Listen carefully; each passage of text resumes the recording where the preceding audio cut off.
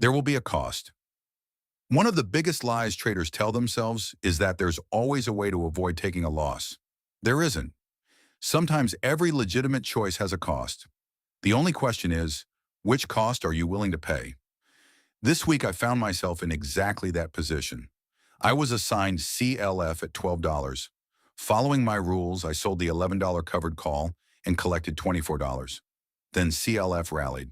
At first glance, there seemed to be plenty of ways out. Sell another put immediately.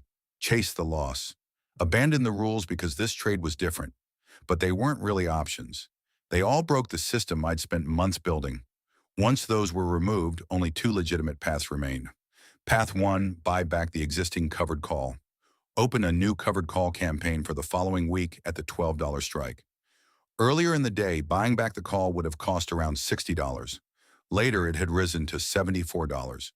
Yes, I could immediately collect premium by selling the new call. But that premium wasn't mine yet. It still had another week of market risk attached to it. Path 2, do nothing. Allow the shares to be called away at $11. Accept the predefined $100 portfolio loss. End the campaign.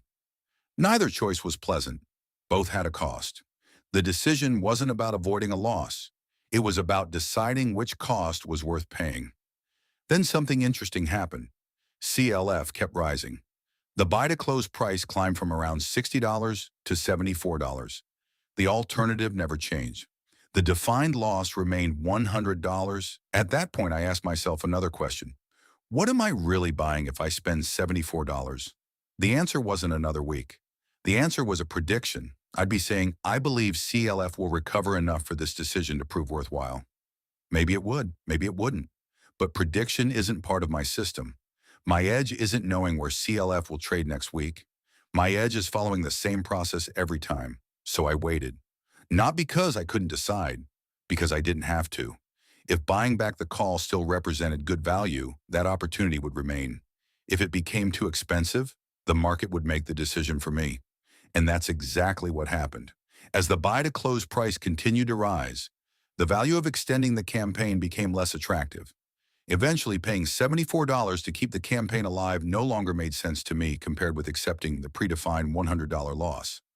I let the shares be called away. Was it the financially correct decision? Nobody knows. CLF might be $13 next week. It might be $10. That's hindsight. The market never offered me hindsight. It only offered me today's choices. A trading system isn't there to eliminate losses. It's there to stop emotion making the decision when losses are unavoidable. Sometimes there will be a cost.